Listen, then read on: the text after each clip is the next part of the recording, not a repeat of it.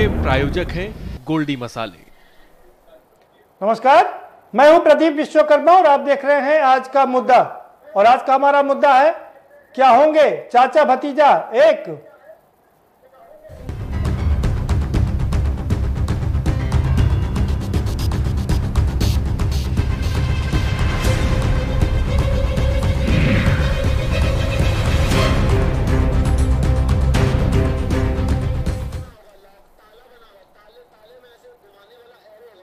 जी हाँ, होली का इंतजार तो सभी को था, पूरे देश को होली का इंतजार था। हालांकि कोरोना की वजह से कम लोगों ने होली मनाई, लेकिन इस त्यौहार का, इस महापर्व का इंतजार सबको रहता है। और एक और खास वजह थी इस बार इस पर्व के इंतजार की, वो थी समाजवादी पार्टी के कुनबे को लेकर के।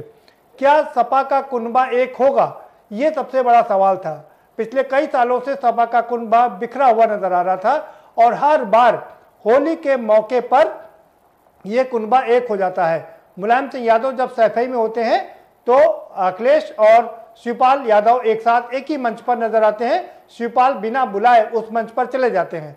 लेकिन चूंकि इस बार मुलायम सिंह यादव की तबीयत थोड़ी नासाज थी, इसलिए वो सैफई नहीं गए माफ करिएगा। और इसके बाद वही हुआ जिसका डर था कि दोनों लोगों ने अलग अलग होली मनाई।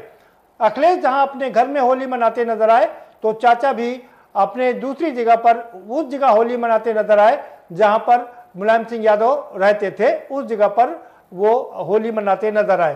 तो दोनों का जो मिलन था वो नहीं हो पाया। हालांकि ये बात अलग है कि होली से पहले एक तस्वीर जो आई थी कि सारे परिवार एक हुआ था और उसमें अखिलेश ने एक बार फिर से चाचा का आशीर्वाद लिया था। लेकिन उसके बाद ये तस्वीर बदल गई और अब दोनों फिर से अलग अलग हो गए।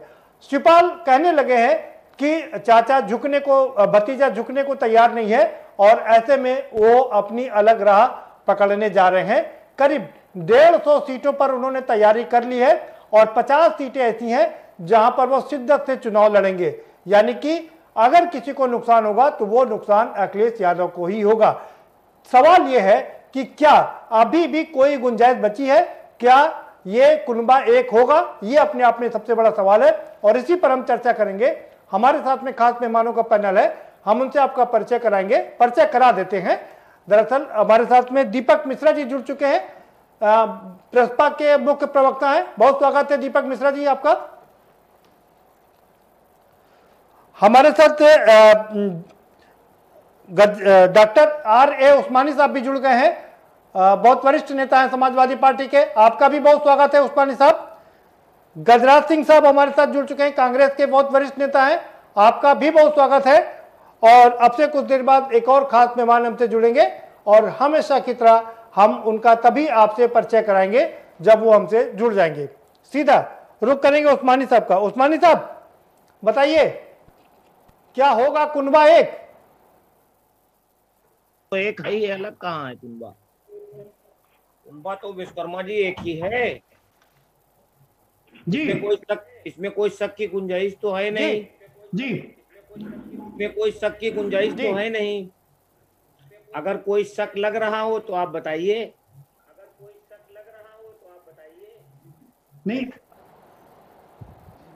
नहीं आप बताइए, क्या होगा एक, होंगे एक? तो है ही है, एक ही है जी। एक ही है, कुनबा विश्वकर्मा जी एक है। हाँ। और जो विपक्ष है, हाँ। जो सत्ता में लोग बैठे हैं, वो ये सोच रहे हैं कि ये अलग है, उसका हम लाभ उठा लेंगे। ऐसा नहीं होने वाला है। वो ख्याली पुलाव पुकार रहे हैं वो लोग। कुनबा पूरा एक है और पूरा जो है सब लोग मिल करके चुनाव लड़ेंगे। और 2022 में फासिस्टवादी ताकतें जो नफरत फैला रही हैं, जो देश में एकता और अखंडता को खतरा पहुंचा रही हैं, जो देश की जीडीपी को गिरा रही हैं, जो देश को पीछे ढकेल रही हैं, उनको मुंह की खानी पड़ेगी 2022 में।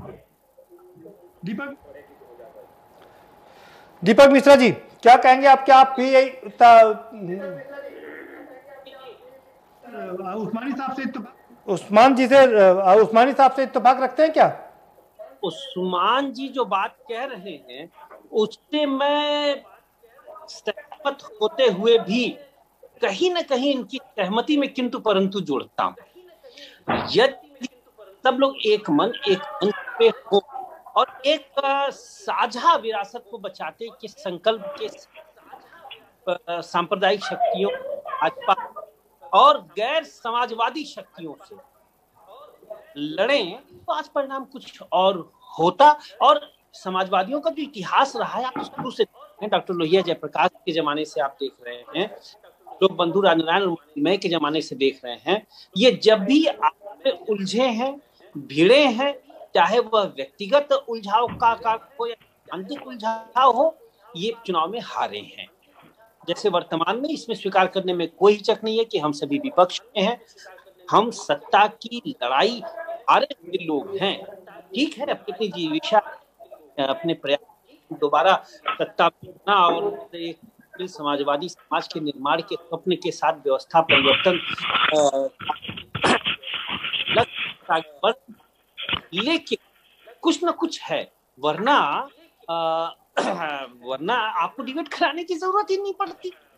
डिबेट कराने की आवश्यकता यह बता रहा है कि जो बात उस्मानी जी कह रहे हैं वह सच होकर भी नरो व कुंजरो में है, वो जरा सा परंतु है। वही कहते हैं कि एक नुक्ते का हेर फेर था, वरना जो जुदा है वो जुदा होते। तो ये जो नुक्ते का हेर फेर है उसे भी दुरुस्त करने की आवश्यकता है और उसको करना चाहिए, क्योंकि हमारा जो इतिहास रहा है वो ये रहा है कि हम जब भी एक हुए हैं, शुरू से 1952 से लेके अब तक का इतिहास हम जीते, क्योंकि समाजवादियों से ज्यादा संकल्प शक्ति, समाजवादियों से ज्यादा संघर्ष करने की क्षमता और समाजवादियों से ज्यादा जनता के बीच में रहने की मन स्थिति किसी कुल में नहीं है, चाहे वो राजनीतिक कुल कोई भी हो। वो किंतु परंतु को दूर करना होगा, जिम्मेदारी सबकी है, अकेले शिवपाल जी की या दीपक मिश्रा की नहीं है। यह जिम्मेदारी भाई अखिलेश की भी है और उस्मान साहब की भी है। और जब जब भी अखिलेश जी संकट में पड़े हैं, सरकार के दौरान भी और पिछली सरकार के पहले भी, शिवपाल जी ने हमेशा आदतन, फितरतन और क्षमता अनुसार रक्षा कवच का काम किया है। चाहे वह बसपा की जालिम सरकार से हो, आज भी वह दृश्य उस्मानी साहब नहीं भूले होंगे, उत्तर प्रदेश की जनता नहीं भूली होगी, किस तरीके से पुलिस ने जुल्मी पुलिस मायावती जी की घेराबंदी कर दी थी और शिवपाल जी अड़ गए थे और ये कहा था कि अखिलेश और किसी भी युवा की तरफ उठने वाली लाठी को पहले शिवपाल के सामने। सवाल ये है कि हम लोग अगर एक मत नहीं होंगे तो फिर भारतीय जनता पार्टी जैसी मायावी और अति मेधावी ये तो अपने झूठ को के रूप में स्थापित कर देते और बाकी अपने सच को भी सच के रूप में बताने में वो तारतम्यता नहीं ला पाते, वो प्रतिबद्धता नहीं ला पाते जो भारतीय जनता पार्टी झूठ को स्थापित करने में करती है। दरअसल ये गोएबल्स की परंपरा है और लोकतंत्र के माध्यम से ये एक पक्ष की तानाशाही आरोपित कर रहे हैं। जी चलिए, किंतु नरो व कुंजो, बहुत शानदार बात कही आपने कि सब चीज ठीक है, लेकिन नरो या कुंजो ये एक यकीन किंतु व परंतु की बात लगाई जा रही। ठीक करें, गजराज सिंह जी का रुख करें। गजराज सिंह जी, हालांकि आपको इससे मतलब नहीं है, लेकिन फिर भी आपको क्या लगता है कि हो सकते हैं चाचा भतीजा एक? छोटा मोटा मनमुटाव तो हर जी जी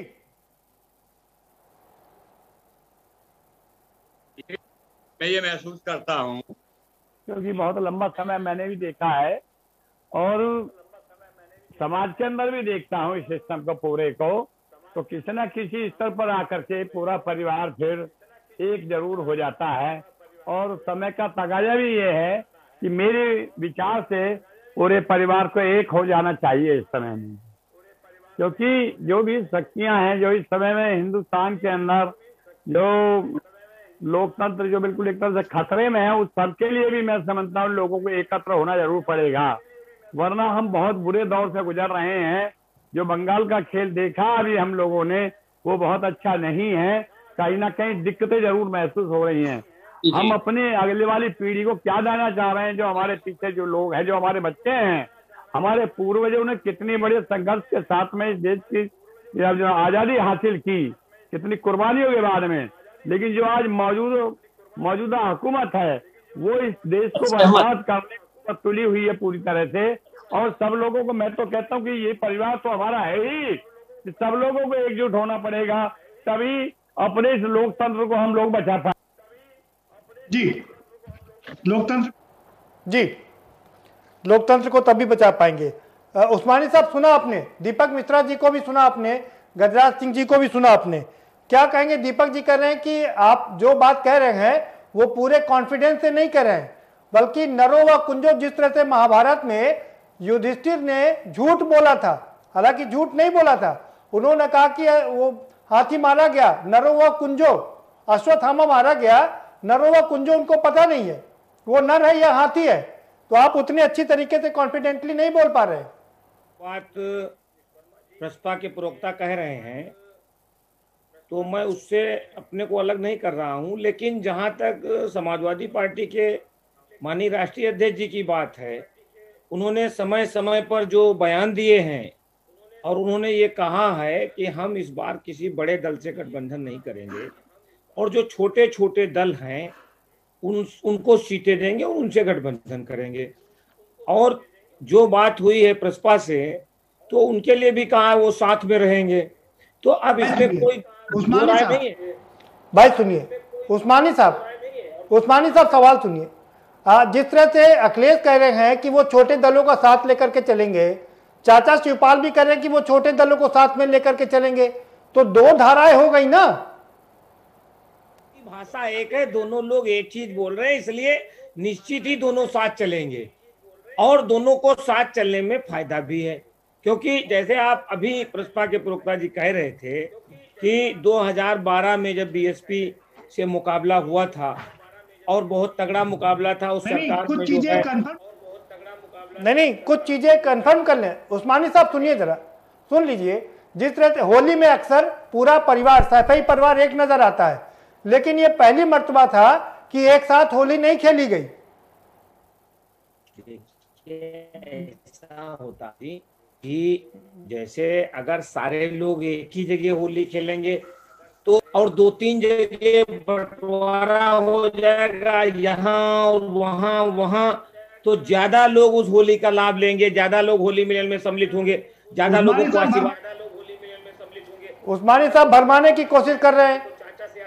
उस्मानी साहब आप भटकाने की कोशिश कर रहे हैं। सैफई परिवार जब एक रहता है तो पूरा मैसेज अच्छा जाता है। इससे पहले तो कभी ऐसा नहीं हुआ कि होली एक साथ ना खेली हो।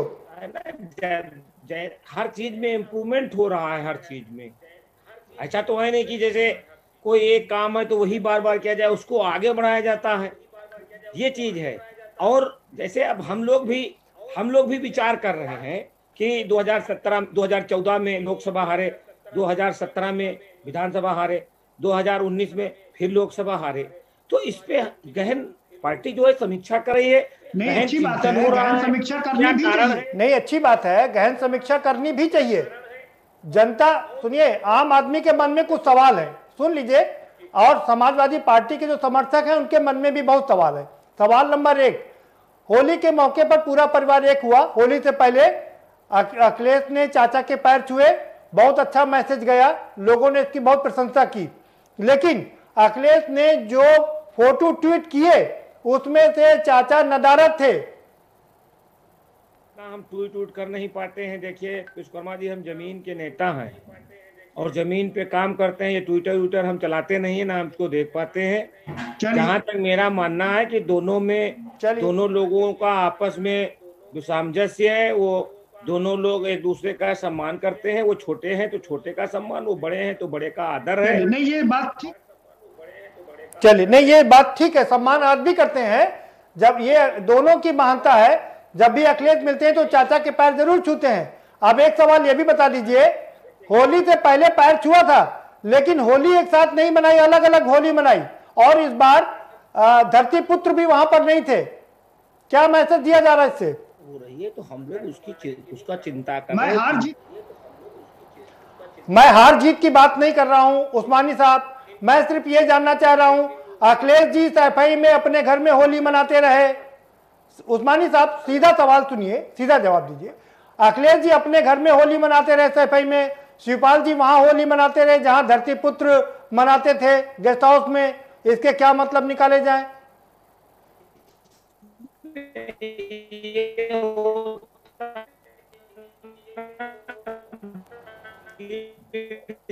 ज्यादा हो जाती सैफई परिवार से पूरे देश के लोगों को, देश अब एक जगह पर सब नहीं मुलाकात, कहीं से कोई प्रॉब्लम होनी चाहिए। भाई मान लिया 10,000 आदमी आ गया या 1 लाख आदमी आ गया या 2 लाख आदमी आ गया, तो एक आदमी तो 2 लाख आदमी को ब्रीफ नहीं कर देगा ना। 2 लाख लोगों से गले थोड़ी मिल लेगा। उस्मानी साहब, दो गैदरिंग है। उस्मानी साहब दिल पर हाथ रख के कहिए, क्या ये नरो व कुंजरो नहीं है? आप पूरे कॉन्फिडेंस से बात नहीं कर पा रहे हैं, आप पूरे विश्वास से भरी ये बात नहीं कह पा रहे हैं? बात कह रहा हूँ विश्वकर्मा जी कि कहीं पर कोई संशय नहीं है जी, और सब लोग एक साथ होकर के मिल करके, और ये जो फासिस्ट अंधकार में लिए जा रहे हैं, नहीं, समाजवादी पार्टी के करोड़ों समर्थक, सुन लीजिए, मुझे ये कहने में कोई गुरेज नहीं है। सब लोग सुनिए, जो इच्छा आपकी है उस्मानी साहब सुन लीजिए, सवाल सुनिए। जो इच्छा आपकी है, समाजवादी पार्टी के करोड़ों समर्थक भी वही चाहते हैं कि पूरा परिवार एक मिलकर के चुनाव लड़े, लेकिन वो रास्ते कहीं दिखाई नहीं दे रहे ना।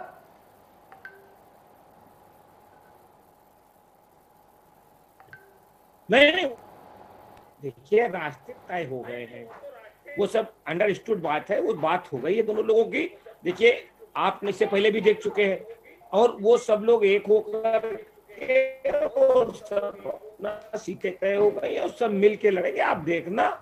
और भारतीय जनता पार्टी, चलिए दीपक जी, आपने बिल्कुल ठीक बात कही। क्या लगता है कि उस्मानी साहब का कॉन्फिडेंस गड़बड़ा रहा है? दृष्टांत देखिए तो यही कह रहे हैं, और उस्मानी भाई अच्छे हैं, जमीन हैं, मैं इनको व्यक्तिगत रूप से भी जानता हूं, संघर्षशील हैं, अपनी विधानसभा में भी लोकप्रिय हैं, और यदि सपा का पूर्ववर्ती विखंडन नहीं होता तो ये आज विधानसभा में समाजवादियों की आवाज बहुत मजबूती के साथ, प्रतिबद्धता के साथ प्रबल होकर स्वर दे रहे होते। देखिए उत्तर प्रदेश का इतिहास साक्षी है। पिछली बार जो समाजवादी पार्टी की, जिसमें हम लोग भी थे, नेताजी थे, जनेश्वर जी थे, शिवपाल जी उसमें नेता प्रतिपक्ष और फिर पहले प्रदेश अध्यक्ष रहे, तो वो लड़ाई जो हमने लड़ी थी वो एक साथ होकर लड़ी थी। नहीं दीपक जी, ये बात एक साथ, नहीं दीपक जी, ये बात आपने कही बिल्कुल ठीक है। मैं कुछ सवाल आपसे समझना चाह रहा हूँ। सवाल नंबर 1 जो मैंने उस्मानी साहब से किया कि जब ये बात ठीक है कि अभी भी बहुत सारी गुंजाइश बची हुई है, अखिलेश होली के पहले जब पूरा परिवार मिला था एक पारिवारिक मांगलिक कार्यक्रम में, तो अखिलेश ने चाचा के पैर छू करके एक संदेश दिया था, लेकिन ट्विटर पर जब उन्होंने तस्वीर डाली तो तस्वीर में चाचा गायब थे। इसके क्या मायने निकाले जाए? डॉक्टर राम मनोहर लोहिया कहा करते थे कि छोटे आदमी का बड़ा अपराध भी छोटा होता है, क्योंकि वह लोकमानस पर उसका असर छोटा होता है। बड़े आदमी का छोटा अपराध भी बहुत बड़ा होता है, क्योंकि उसकी एक एक गलती, एक एक अच्छाई से करोड़ों लोग, लाखों लोग प्रेरणा लेते हैं। अच्छा होता है कि अखिलेश की जो तस्वीरें ट्विटर पे आ रही थी वो स्वभाव तो होती, उसमें शिवपाल जी भी होते, और शिवपाल जी कब नहीं कहा है कि अखिलेश जी को ही मुख्यमंत्री बनाएंगे।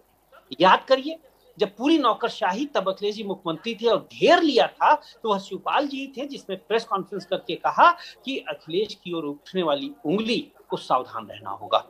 अखिलेश सर, नहीं ये बात बिल्कुल नहीं ये बात बिल्कुल ठीक है, और दोनों लोग एक दूसरे के साथ खड़े रहे हमेशा। आप बिल्कुल ठीक दीपक जी आप बिल्कुल ठीक कर रहे हैं कि मुख्यमंत्री के रूप में अखिलेश जी हों, और यहां तक कि तमाम अपमान, तमाम उच्चावचन के बावजूद भी शिवपाल जी ने इंतजार किया, और आज भी शिवपाल जी गैर भाजपावाद की बात करते हैं।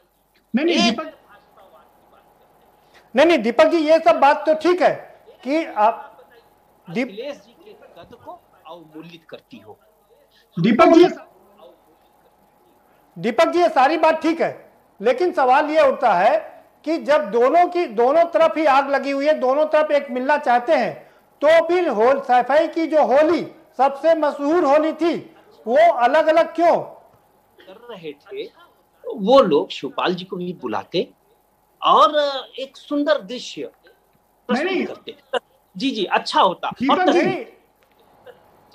दीपक जी आप ठीक करें, अच्छा होता कि अगर वो बुलाते, लेकिन ये भी अच्छा होता कि शिवपाल जी बड़प्पन दिखाते हुए खुद चले जाते, जैसे हमेशा से जाया करते थे। स्वयं भी गए हैं और कभी कभी तो ऐसा हुआ है कि बिना बुलाए भी चले गए, लोगों के रोकने के बाद चले गए, ताकि कोई मैसेज न जाए कि परिवार समाजवादी कुल और कुनबा, मैं जानबूझ के कह रहा हूँ, समाजवादी कुनबे में सिर्फ सपा और प्रसपाई नहीं आते, लोहिया जयप्रकाश चौधरी चरण सिंह में आस्था रखने वाला एक बहुत बड़ी जमात है, वो जमात पूरी की पूरी आती है, में कोई गलत संकेत न जाए। लेकिन सबसे बड़ी बात यह है कि उन्हें तो उदार होना होगा ना, जिन्हें मुख्यमंत्री बनना है। उदारता एक पक्षीय भी तो गलत होती है। आप दीपक मिश्रा जी, आप अगर मुझे सुन पा रहे हो, एक सवाल मैं आपसे करूंगा। सवाल मेरा यह है कि अच्छा ये होता अगर अखिलेश जी अपने घर में होली मना रहे थे तो शिवपाल जी बड़ा दिल दिखा के खुद ही चले जाते। जी कोई दौर बताइए जब शिवपाल जी ने उन्हें बुलाया ना हो, मिलने न गए हो, नेताजी के यहाँ बैठे, नेताजी के यहाँ बुलाए, अभी लोहिया ट्रस्ट की बैठक बार बार बुलाया गया। सवाल ये है कि इन चीजों की चर्चा ही क्यों? अब जब हम चुनावी साल में पहुंच चुके हैं और बंगाल के चुनाव के बाद, असम और पुडुचेरी ने ये केरल के चुनाव के बाद पूरी ताकत से भारतीय जनता पार्टी उत्तर प्रदेश में बैठ जाएगी, और जिस प्रतिबद्धता, मैं यूं कह लीजिए कि जिस प्रकार से वो बंगाल का चुनाव लड़ रही है, उससे 10 गुना ज्यादा मेहनत और 10 गुना ज्यादा संसाधनों को वो उत्तर प्रदेश में डंप करके लड़ेगी, क्योंकि उत्तर प्रदेश से ही प्रधानमंत्री लोकसभा के सदस्य हैं। प्रधानमंत्री अब तक बिल्कुल माहौल बन जाना चाहिए। बिल्कुल अब तक तो संयुक्त सभाएं हो जानी चाहिए थी, अब तक तो एक मिनिमम प्रोग्राम बन जाना चाहिए था। ठीक है दीपक जी, आ रहा हूं आपके पास, गजराज जी के पास चलूंगा।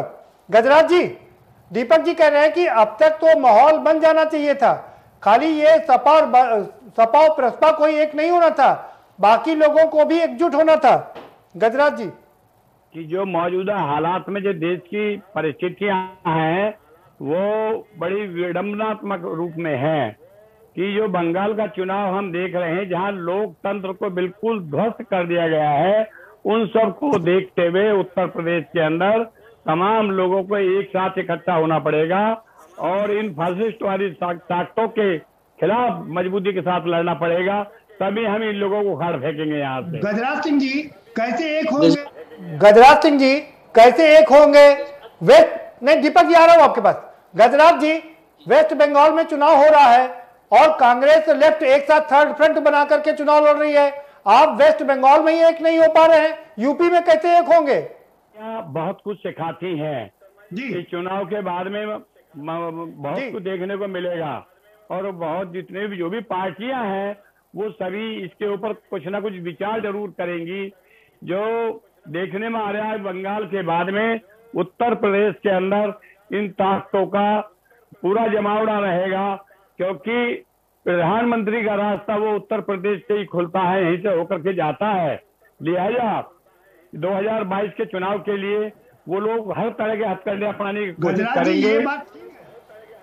गजराज जी ये बात ठीक है, गजराज जी वो बात ठीक है, लेकिन सवाल ये उठता है कि जब कैसे ममता बनर्जी चिट्ठी लिख रही है सबको कि सारे लोग एक हो जाइए, लेकिन जब यहाँ पर सपा में ही चाचा भतीजा एक नहीं हो पा रहे हैं तो देश में विपक्षी पार्टी एक हो कैसे होंगी? मैं चाहूंगा कि बहुत कुछ करा देती है, जब परिस्थितियां सामने दिखाई देती हैं जी, यही हालात राजनीतिक लोगों का भी है कि जब देखेंगे कि जो मौजूदा परिवेश में जब हम बहुत सारे नुकसान की तरफ जा रहे हैं, जहां पूरा आवाम पूरी तरह त्रस्त है, किसान दुखी है, मजदूर दुखी है।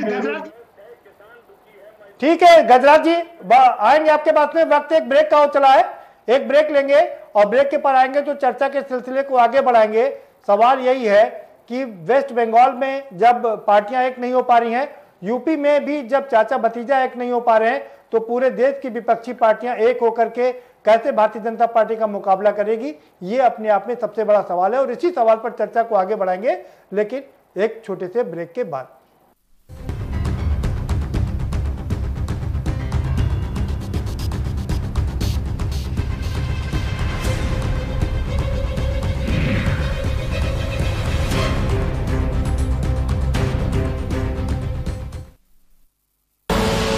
आप देख रहे हैं के न्यूज, खबरों का सारथी।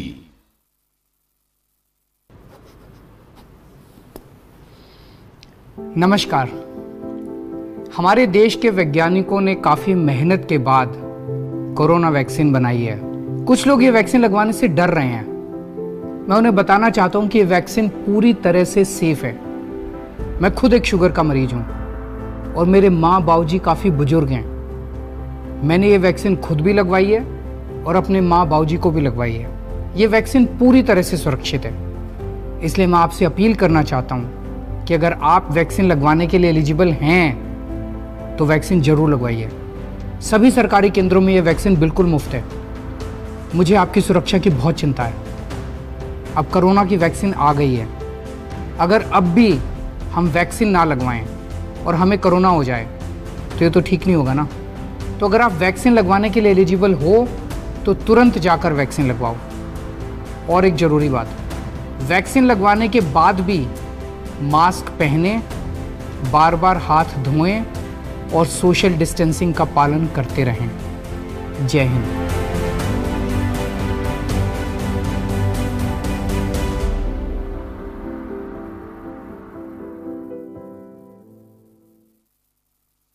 जुबान के लिए उड़ चला गैरों की ज़मीं पर, खुशबू अपने पन की ढूंढता औरों की ज़मीं पर। मेरी माटी की ये जुबान, मेरी माटी की ये जुबान है मुझसे दूर मीलों दूर, पर ये दिल है कि चख रहा का नूर, नूर और नूर। दूर कितना भी जाओ, इस जुबान से दूर ना जा पाओगे। विमल, बोलो जुबान केसरी।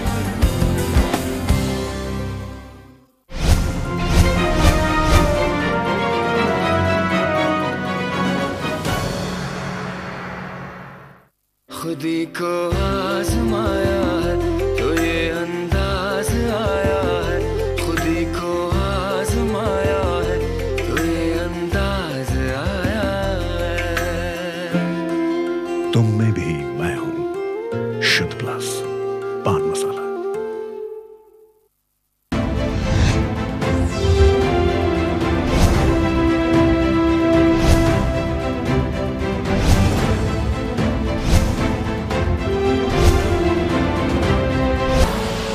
आप देख रहे हैं के न्यूज, खबरों का सारथी।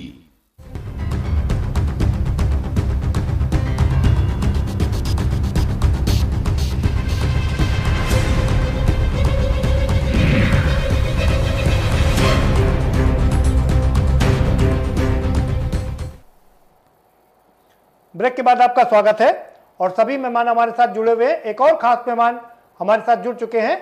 भारतीय जनता पार्टी के वरिष्ठ प्रवक्ता विजय खेरा साहब भी जुड़ चुके हैं। बहुत स्वागत है विजय खेरा साहब आपका। विजय खेरा साहब, आप ही से शुरुआत करेंगे। ममता बनर्जी ने चिट्ठी लिखी कि पूरे देश की विपक्षी पार्टियां एक हो जाए, लेकिन उत्तर प्रदेश में चाचा भतीजा एक नहीं हो पा रहे हैं। क्या लगता है आपकी राह बहुत आसान होने जा रही है उत्तर प्रदेश में? ममता बनर्जी की चिट्ठी का कोई असर नहीं हुआ है। कांग्रेस उनके अभी भी भारी विरोध में है। वहां पर मुस्लिम वोट के लड़ाई दोनों लड़ रहे हैं आपस में। एक के साथ फुरफुरा शरीफ उनके खिलाफ गया है, एक उनके साथ कांग्रेस के साथ शामिल हो गया है। बाकी मुसलमानों का भरोसा मोदी जी में भी जम गया है, तो बड़े परेशान घूम रही है। वो एक एक कहीं नहीं होने वाले। नहीं, मोदी जी का, मुसलमानों का भरोसा मोदी जी में जमा हो या ना जमा हो, लेकिन असदुद्दीन ओवैसी का भरोसा जरूर जम गया मुसलमानों में। उनको सता रहा है ममता बनर्जी को, तो हताशा में इधर उधर चिट्ठियां लिख रही है। उन चिट्ठियों से ये कोई एक होने वाले नहीं है, क्योंकि उस कुर्सी की लड़ाई में कांग्रेस बहुत नीचे पहुंच चुकी है, तो उनका कुछ चिट्ठियों का कोई फायदा है नहीं। चंद्रा बाबू नायडू भी वहां गए थे लोकसभा में, मट्टी पलीत करके चले आए, अपनी भी करा के आ गए। रहा उत्तर प्रदेश का सवाल, चचा भतीजे का जहां तक सवाल है, चचा समझदार है और भतीजे ने जिस तरह से, अब बेवकूफिया शब्द तो क्या कहूँ, मुख्यमंत्री बन चुके हैं वो, लेकिन जिस तरह से उनने अपनी हरकतें की हैं, जिस तरह अपने पिताजी को नजरअंदाज किया है, जिस तरह मुलायम सिंह ने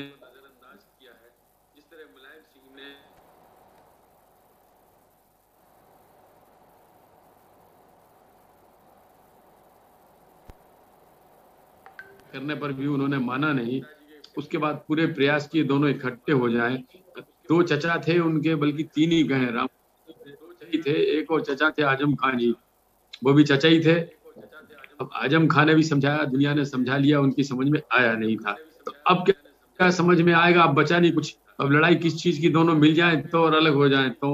उन्होंने चचा की पूरी मट्टी कर ली, जो उनकी पकड़ थी शिवपाल जी की उत्तर प्रदेश भर में, उस पकड़ का 1/10 भी नहीं अखिलेश ले पाए, उसका फायदा। और अब चचा मान भी जाए, चचा तो मानने को पहले भी तैयार ही थे, मुलायम सिंह जी का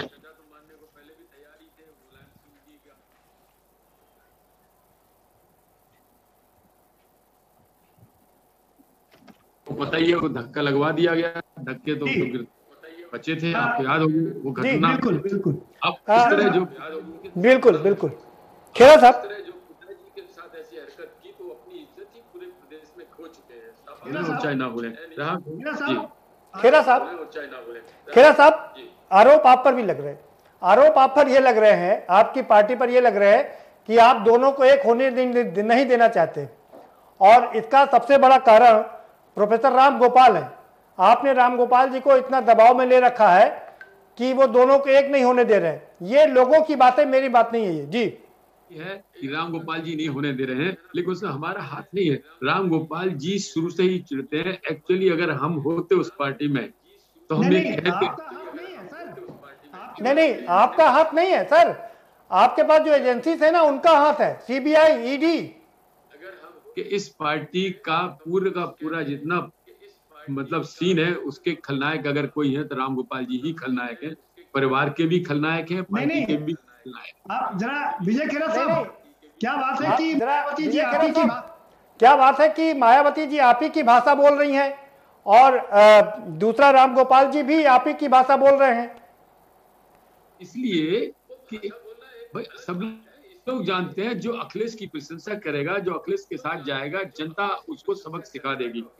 क्योंकि अखिलेश के साथ कांग्रेस गई थी, चौपट हो गई, मायावती गई थी, चौपट हो गई। वो अपनी जाति वाली सीटें जरूर जीत गए हैं, 4 लोकसभा जीत गए जो। अच्छा, वो वही जगह है जहां उनके पूरे अपने खुद के वोट है। आजमगढ़, इटावा, मैनपुरी, वही जीत गए। 1-2 मुसलमान जीत गए, रामपुर वाला और मुरादाबाद वाली। तो मैं ये मान के चलिए आप, इनके पास जरा सा भी कहीं पर वोट पूरे उत्तर प्रदेश में है नहीं। नहीं, मैं आपसे मैं आपसे फिर एक सवाल पूछ लेता हूँ। नहीं विजय खेरा साहब, इस बार हम बसपा सुप्रीमो की बात नहीं कर रहे हैं, हम चर्चा कर रहे हैं चाचा भतीजे की। चाचा भतीजे की बात हम कर रहे हैं, और आपसे फिर वही जानना चाह रहे हैं का ये भी चर्चा है।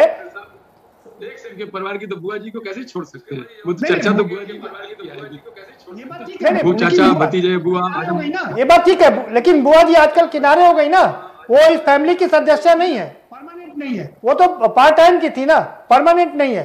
परमानेंट वालों की बात कर लेते हैं। आपके ऊपर ये आरोप लग रहे हैं कि सीबीआई और ईडी का इस्तेमाल कर रहे हैं आप लोग एक ना होने देने के लिए। सीबीआई और ईडी वही इस्तेमाल कर रहे हैं सर। सीबीआई और ईडी वही जो आपकी संस्थाएं हैं, जो पिंजड़े का तोता है। कर ही नहीं सकती। आपको पता है सीबीआई इतनी इंडिपेंडेंट है, और डायरेक्ट उसकी अपॉइंटमेंट भी चीफ जस्टिस वाली कमेटी से होती है, और अपोजिशन लीडर भी उसमें बैठता होती है। तब अगर उसका इस्तेमाल, सीबीआई का इस्तेमाल अगर सरकार नहीं कर सकती, विजय खेरा साहब समय में जब सीबीआई पैरट थी, विजय खेरा साहब, नहीं विजय खेरा साहब, एक सवाल आपसे, एक सवाल सुन लीजिए।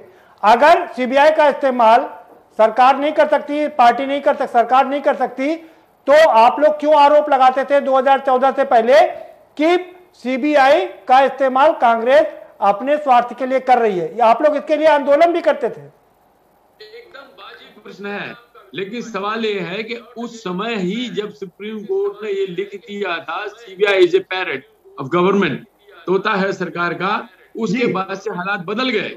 उसके बाद सीबीआई की अपॉइंटमेंट पहले सरकार करती थी, जो कैबिनेट प्रधानमंत्री करते थे, अब नहीं करते हैं। अब सीबीआई में लीडर ऑपोजिशन भी बैठता है अपॉइंटमेंट में और जस्टिस ऑफ इंडिया भी बैठते हैं। इसलिए वो हालात और आज के हालात में जमीन आसमान का फर्क है। अब सरकार कर सकती है, अब सरकार। चलिए बात हम खेरा साहब, बात हम चाचा भतीजे की कर रहे हैं, लेकिन इस बात का जवाब लेना गजराज सिंह से बहुत जरूरी है। गजराज जी, सीबीआई को आप लोगों ने तोता आप लोग सीबीआई को आप लोगों ने तोता बना दिया था, लेकिन विजय खेरा साहब ने उसको आसमान में खुला उड़ने के लिए छोड़ दिया है, पिंजरे से आजाद कर दिया है। हमारे बड़े सम्मानित भाई हैं, बिल्कुल भाई, विजय भाई जी भी ये भी मालूमात होगा, इस मुल्क के अंदर जहाँ सुई नहीं बनती थी और आज हवाई जहाज बनाने का काम होता है। अगर अरे भाई गजराज जी कहाँ सुई और हवाई जहाज बना रहे हैं? बात यहाँ परिवार की चल रही, सीबीआई की चल रही सर। वो तो हमेशा झूठ के ऊपर आधारित है और विजय भैया भी ऊपर के ही मन से बोल रहे हैं। विजय भैया अंतरात्मा की आवाज से कहेंगे तो ये भी कहेंगे कि सीबीआई और ईडी के जरिए से ही ये लोग जिंदा हैं, अन्यथा ये भी समाप्त हो गए होते पूरी तरह से। तो कांग्रेस को तो ये लपेटने की कोशिश करते हैं, जब कोई विजय भैया को या मोदी जी को भी कोई आसपास में सवाल नजर नहीं आता तो वो कांग्रेस को, नेहरू जी को, हिंदू को, मुसलमान को जरूर लेकर के आएंगे बीच में। कांग्रेस ने कभी ईडी को या सीबीआई को इस्तेमाल नहीं किया। जो कांग्रेस का राज है उसको तमाम इस देश की जनता जानती है पूरी तरह से। नहीं तो क्या आप ये क्या मैं गलत कह रहा हूं कि सीबीआई और ईडी का इस्तेमाल हो रहा है?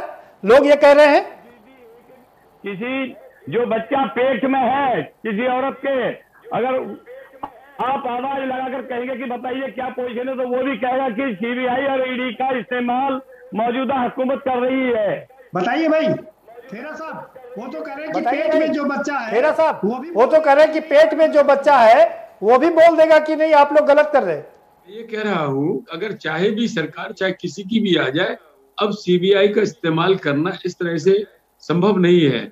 लेकिन हमने आपसे बताया सीबीआई चाहे किसी पे कर दे, कोई क्या इन्वेस्टिगेशन कर दे या उनको पकड़े, ऐसा हो नहीं सकेगा।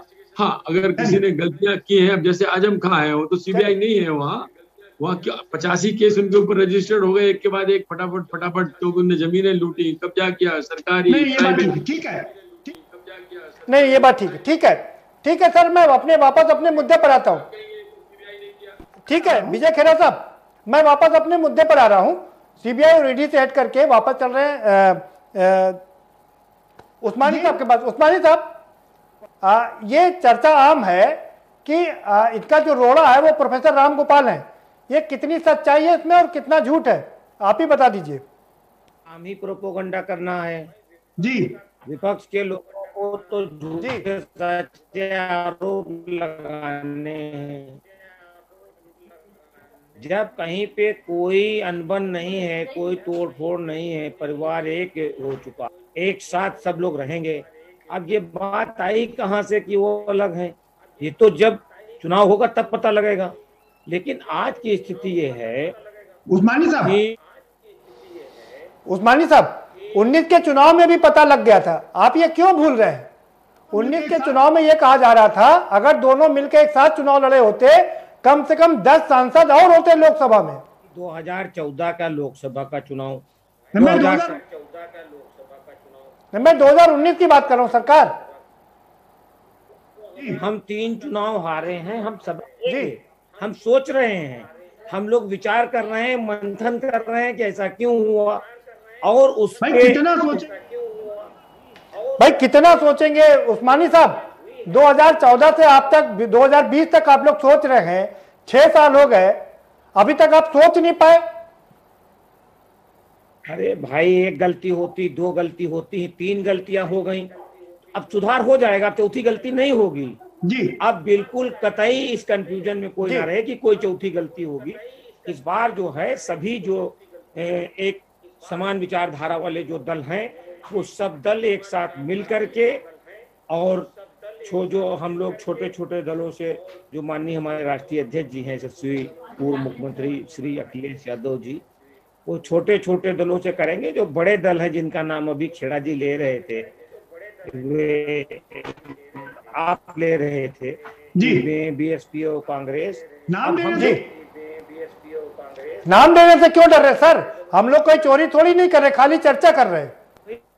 अच्छी बात है चर्चा, और जो आम चर्चा उसी पर चर्चा कर रहे हैं। यही चर्चा है, हम आपको इसको साधुवाद देते हैं, बधाई देते हैं आपको कि आपने एक ऐसे मुद्दे पर, ऐसे विषय पे चर्चा रखी है, और इसका हमको संज्ञान लेना चाहिए, हमारी पार्टी को संज्ञान लेना चाहिए, और दूसरे लोगों को भी संज्ञान लेना चाहिए। ठीक है खेरा साहब, दूसरे लोगों को भी संज्ञान लेना। ठीक है खेरा साहब, हमले कर रही है, किसान परेशान है, दिल्ली के बॉर्डर पे आंदोलन कर रहे हैं, अरे ठीक है, ये राग बंद, ये मत करिए सर, छोड़ दीजिए। ये बहुत पुराना राग हो गया, इसको कोई सुनता नहीं है। विजय खेरा साहब कह रहे हैं कि उस्मानी साहब कह रहे हैं कि आपकी उम्मीदों पर पानी फिरेगा, एक मिलकर के चुनाव लड़ेंगे। चुनाव लड़ तो चुके हैं ये लोग। अब बताइए, उत्तर प्रदेश की दो सबसे बड़ी पार्टियां मिलकर चुनाव लड़ चुकी, भाजपा और सपा, और दो बड़ी राष्ट्रीय पार्टी भी इनके साथ कांग्रेस चुनाव लड़के देख चुकी।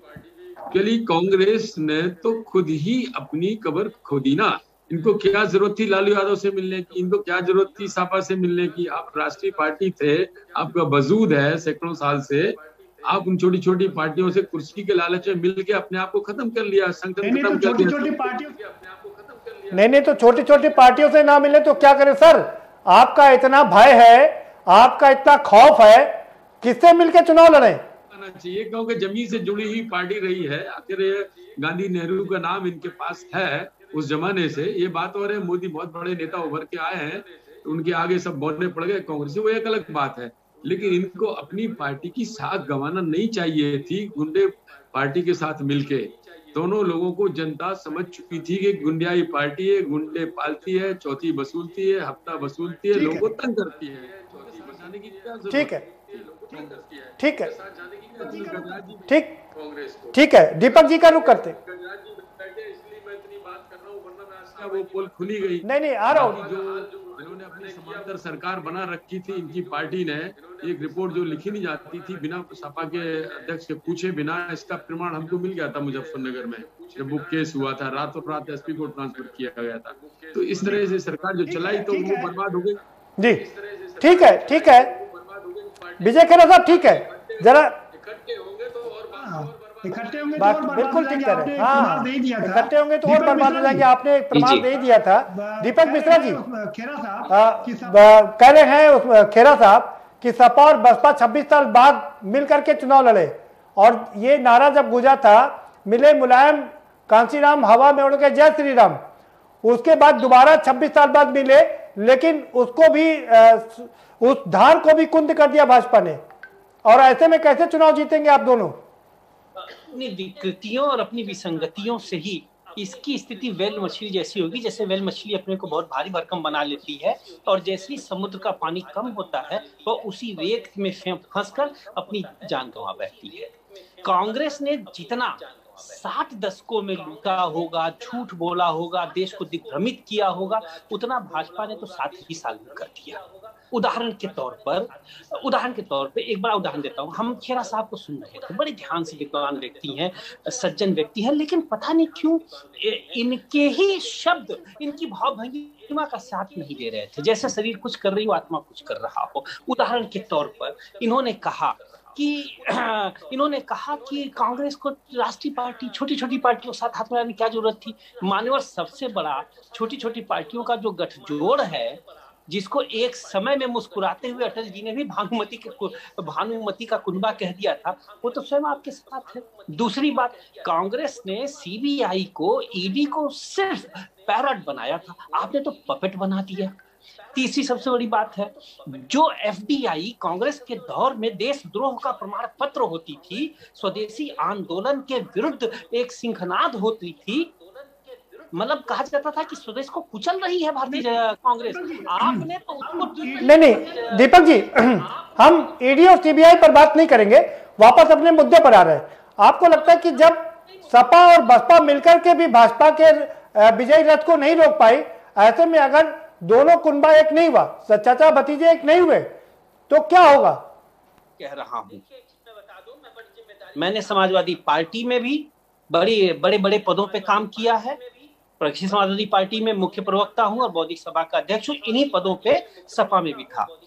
यदि ये दोनों नहीं मिले, एक मन नहीं बनाए, एक मंच पर नहीं आए, तो विगत 3 चुनाव में जो परिणाम हुए हैं परिस्थिति उससे भी भयावह होगी। आज तूफान से बचने की कोई राह तो है, कल न तदबीर चलेगी न मुखद्दर होगा। और एक सवाल और, आप बिल्कुल आपने ठीक फरमाया, एक सवाल और आपसे ले लेते हैं। क्या 2019 में अगर दोनों लोग मिलकर चुनाव लड़े होते तो तस्वीर कुछ और होती? कम से कम 10 सांसद लोकसभा में होते और 10 तो सीधे प्रत्यक्ष रूप से जीतते। अप्रत्यक्ष जो कम से कम 25 सीटें आज समाजवादी कुनबे में होती। बिल्कुल ठीक है। कुनबे का मतलब जो अपने आप को लोहिया और जयप्रकाश का वंशज कहते हैं। हाँ, और हर विधानसभा में, हर लोकसभा में, हाँ, और हर विधानसभा में, हर लोकसभा में कई बड़े 2-4 वोट भी बढ़ जाते। कई बड़े नेता जो सिर्फ नेता आज वो भले ही प्रस्ताव में न हो लेकिन तटस्थ हैं, क्योंकि उन्हें नहीं लगता कि नए निजाम के साथ वो कदमताल कर सकते हैं। और उनकी जब उदासीनता दूर होती तो एक अंजुमन में हार सी आती। और विजय खेरा जी जो बड़े कह रहे थे, बड़े प्यार से मुस्कुराते हुए, अरे मान्यवर, नई सुबह पे नजर थी मगर आह ये भी डर थी, ये सुबह भी रफ्ता रफ्ता कहीं शाम तक ही न पहुंचे। आपने तो ईस्ट इंडिया कंपनी और कांग्रेस दोनों सरकारों को पीछे छोड़ दिया, और इतना पीछे छोड़ दिया कि आपने झूठ और सच के बीच में जो भाजक रेखा हुआ करती थी वह तक समाप्त कर दिया। और हम ही नहीं, आज आपने सर्वाधिक नुकसान भारतीय जनता पार्टी ने सिर्फ भारतीय जनता पार्टी के उस आंदोलन को पहुंचाया है तो दीनदयाल उपाध्याय दंतों पर निगड़ी किया करते थे। आज स्वदेशी दीनदयाल उपाध्याय के आंदोलन पर, चलिए वो दीनदयाल उपाध्याय के आंदोलन पर हम चर्चा बाद में करेंगे दीपक जी, और ये सच बात है कि आपके साथ चर्चा करेंगे तो बहुत लंबी हो जाएगी। विजय खेरा साहब, ये जो वर्तमान का परिदृश्य है वो तो आपको पूरी तरीके से सूट कर रहा है ना, क्योंकि हर आदमी अलग अलग है और आप आसानी से किला भेज देंगे। वो भी बहुमत के बल पर आ रही थी, ये भी बहुमत। विजय खेरा साहब से जवाब ले लेते दीपक जी। विजय खेरा साहब से जवाब ले लेते हैं दीपक जी। विजय खेरा साहब, आपकी राह तो बहुत आसान है, अगर चाचा भतीजे एक ना हुए तो राह तो और भी आसान हो जाएगी आपकी।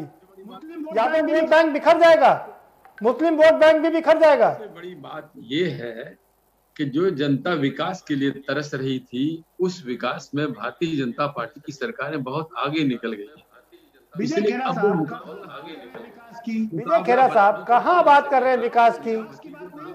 विकास चुनाव में विकास की बात नहीं होती है सर, ये आप भी जानते हैं और हम भी जानते हैं अच्छी तरह से। कॉम्बिनेशन था शुद्ध एक जाति की जो गणित थी, वो जाति गणित अब 2 तरह से टूटने वाली है।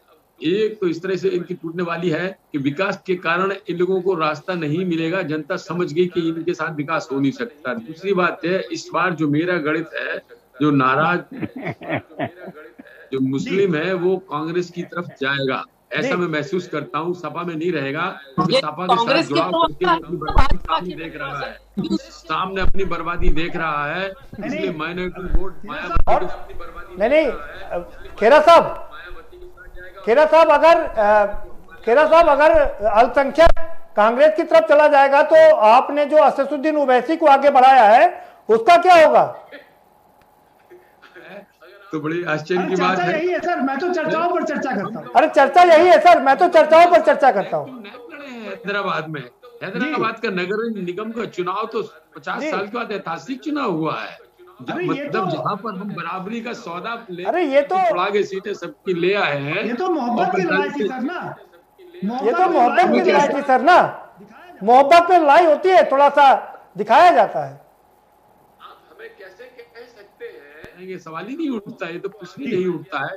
जो हमारी पार्टी क्या बल्कि राष्ट्र को धमकी दे, जिसका भाई कि जो हमारी जनसंख्या इतनी हो जाएगी तो हम ऐसा कर देंगे।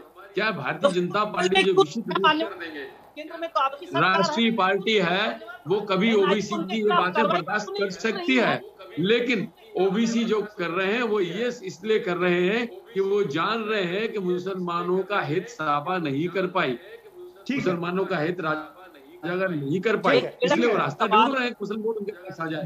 ठीक है विजय खेरा साहब, अब समय समाप्त हो गया, फाइनल कमेंट के लिए चलते हैं सबके पास में। गजराज जी, आप बहुत देर से शांत बैठे हैं, ये बता दीजिए कि वेस्ट बंगाल में दीपक जी ने कहा कि जितना ये तंत्र भारतीय जनता पार्टी ने वेस्ट बंगाल में लगाया है उससे 10 गुना उत्तर प्रदेश में लगेगा, और आप लोग एक है नहीं, कैसे मुकाबला करेंगे इस भारी भरकम पार्टी का? और कुछ बदल देती है जो बंगाल का जो हालात देखा है पूरे मुल्क ने। मैं समझता हूँ सभी पार्टियां एकजुट होने की तरफ अग्रसर हो जाएंगी, क्योंकि लोकतंत्र वहां का बिल्कुल समाप्त है। सरकारी मशीनरी जो इन्होंने दिल्ली से भेजी है, जितने जो आरएसएस के लोग जिन्होंने गांव-गांव में भेजे थे, तो विजय जी जानते हैं बहुत अच्छे ढंग से कि इन सब लोगों को इकट्ठा होकर के इस लोकतंत्र को बचाना होगा, और निश्चित तौर पर उत्तर प्रदेश से भी। ठीक है सर, समय कम है। ठीक है उस्मानी साहब, ठीक है सर, समय कम है। उस्मानी साहब, आपसे फाइनल कमेंट ये है कि चूंकि वेस्ट बंगाल में स्टेट की मिनिस्ट्री ममता जी के पास में है, राज्य सरकार ममता की थी, उत्तर प्रदेश में तो डबल इंजन की सरकार होगी, कैसे करेंगे मुकाबला? समाजवादी नौजवान जो हैं सब सड़कों पे हैं, और पूरी जनता जो है वो त्राह त्राह मची हुई है। जल्दी से बता दीजिए चाचा भतीजा एक होंगे कि नहीं होंगे? भाई मन मत बनाइए, जो सवाल पूछ रहा हूं उसका जवाब दीजिए। भाई मन मत बनाइए, जो सवाल पूछ रहा हूं उसका जवाब दीजिए। दोनों लोग एक होंगे कि नहीं होंगे? अगर होंगे तो कब होंगे? सब लोग एक होंगे, चुनाव लड़ेंगे सब लोग। चलिए ठीक है, दीपक मिश्रा जी। चलिए ठीक है दीपक मिश्रा जी, ये बात बिल्कुल ठीक है। दीपक जी ये बात बिल्कुल ठीक है कि आपने बिल्कुल ठीक कहा, वहां पर डबल इंजन की सरकार नहीं है। वेस्ट बंगाल में स्टेट की मशीनरी भी काम करी है। यूपी और दिल्ली में दोनों जगह पर बीजेपी की सरकार है। ऐसे में डबल पावर होगा, डबल इंजन होगा, कैसे मुकाबला करेंगे बिना एकजुट हुए? साथ मुकाबला करेंगे, हार जीत का फैसला वक्त पर छोड़िए, और यदि किंतु परंतु के साथ भी एक हुए तो फिर परिणाम वही होगा जो पिछली बार लगातार 3 चुनाव में होता रहा है। मैं फिर कह रहा हूं, आज तूफान से बचने की कोई राह तो है, कल न तदबीर चलेगी न मुकद्दर होगा। नहीं एक सवाल आपसे एक सवाल आपसे रह गया, जल्दी से बता दीजिए, आपको क्या लगता है कि क्या दोनों लोग एक होंगे? यदि होंगे तो कब होंगे? होना जिसके दल के ही नहीं है, दिल के भी हैं, दोनों का इतिहास एक है, दोनों की रगों में बहता हुआ रक्त एक है, और लहू पुकारेगा आस्तीन का तो एक होना ही पड़ेगा, अन्यथा अस्तित्व का सवाल है। अब सवाल अस्तित्व का भी नहीं रह गया, अब ठीक है विजय खेरा साहब, अब दीपक जी कह रहे लहू पुकारेगा, मुझे वो फिल्म याद आ रही है, दोनों लोग एक होंगे। फाइनल कमेंट आपका? एक हो जाइए, उससे क्या फर्क पड़ता है, आप एक हो जाइए, तीनों एक हो जाइए, और जितने और आपके रिश्तेदार हैं उन्हें भी इकट्ठा कर लीजिए दोनों तरफ से, हमें उससे क्या फर्क पड़ने वाला है। हम तो जिस तरह से मोदी जी के नेतृत्व में दोबारा हम हिंदुस्तान में जीत के आए थे, और ज्यादा बहुमत से योगी जी के नेतृत्व में भी यही हाल होने वाला है, पहले से ज्यादा सीटें लेके आएंगे हम बिल्कुल आश्वस्त थे। दोनों इकट्ठे हो जाए, तीनों इकट्ठे हो जाए, चाहे 5 कोई फर्क पड़ने वाला नहीं। भारतीय जनता पार्टी, बहुत शुक्रिया सभी मेहमानों का, बहुत शुक्रिया इस चर्चा में। ठीक है खेरा साहब, बहुत शुक्रिया सभी मेहमानों का, शुक्रिया इस चर्चा में शामिल होने के लिए। तो सवाल बड़ा यही है कि खेरा साहब और दीपक जी कह रहे हैं कि जिस तरह से वेस्ट बंगाल में प्रधानमंत्री खुद लगे हुए हैं, नड्डा लगे हुए हैं, अमित शाह लगे हुए हैं, और तमाम नेता उनके वहां पर लगे हुए हैं, आरएसएस लगी हुई है, और उस जगह पर लगी हुई है जहां पर स्टेट में ममता बनर्जी की सरकार है, तृणमूल की सरकार है। उत्तर प्रदेश का नजारा इससे बिल्कुल अलग होगा, वहां से 10 गुना ज्यादा शक्ति से उत्तर प्रदेश में भारतीय जनता पार्टी चुनाव लड़ेगी। और ऐसे में सबसे बड़ा सवाल यही है कि सपा और प्रसपा अगर अलग अलग रहे तो दोनों मिलकर मुकाबला कैसे करेंगे, ये सबसे बड़ा सवाल है। और सवाल ये भी है, क्या लहू पुकारेगा, क्या दोनों एक होंगे, अगर दोनों एक होंगे तो कब होंगे, ये सबसे बड़ा सवाल है। हम चर्चा को यहीं विराम देंगे इसी सवाल के साथ, और इस सवाल को गर्भ के बीच में छोड़ जाते हैं। फिलहाल इस कार्यक्रम में इतना ही, आप हमें दीजिए इजाजत, और हम फिर हाजिर होंगे आपके समक्ष और फिर एक और नए प्रोग्राम के साथ।